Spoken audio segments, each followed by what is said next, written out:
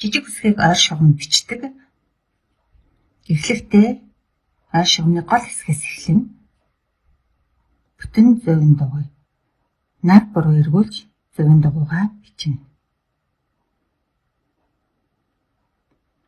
Дээд шугамд хүрээд буцаад орхицтай богино шүлүүнээ бичнэ. Чигчиг уруугаараа заавна. Энд цэглэн тэгээд гол хэсгээс нь эхэлж бичнэ.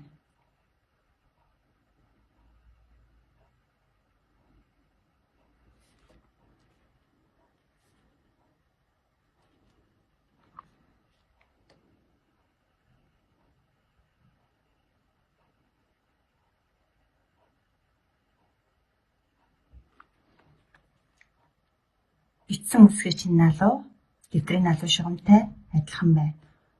Ойр шугамнаас илүү гаргаж болохгүй, дутааж болохгүй. Налуу нь үзгээ тавиад үзэхэд ийм налуутай байна. Ийм налуутай бичихгүй, бас ийм ихц бичихгүй шүү. Хоёр мөр бичээрэй.